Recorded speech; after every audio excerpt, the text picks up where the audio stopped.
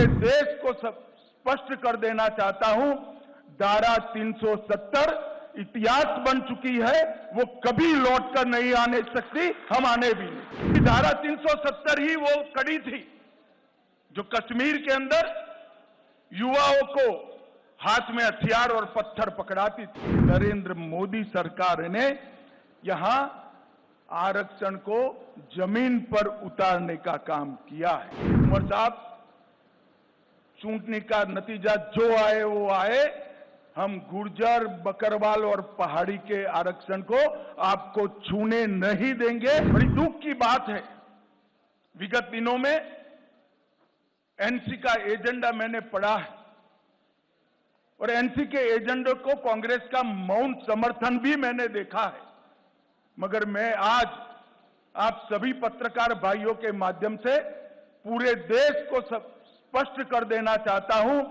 धारा 370 इतिहास बन चुकी है, वो कभी लौटकर नहीं आने सकती, हम आने भी नहीं। क्योंकि धारा 370 ही वो कड़ी थी जो कश्मीर के अंदर युवाओं को हाथ में हथियार और पत्थर पकड़ाती थी। अलगाववाद की विचारधारा ही युवाओं को विकास की जगह आतंकवाद के रास्ते पर शिफ्ट करती थी और आज मोदी जी के नेतृत्व में ढेर सारे काम हुए हैं। धारा 370 के कारण यहां रिजर्वेशन संभव नहीं हो पाता था, महिलाओं को अन्याय होता था, दलित भाइयों को अन्याय होता था, ट्राइबल्स को अन्याय होता था। भारतीय जनता पार्टी की नरेंद्र मोदी सरकार ने यहां आरक्षण को जमीन पर उतारने का काम किया है।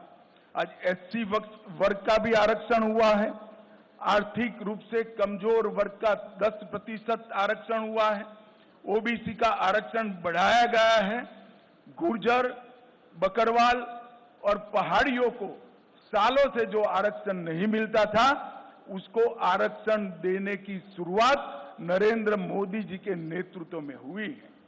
हमने एनसी का एजेंडा देखा है, उन्होंने कहा है कि हम इस पर पुनः विचार करेंगे।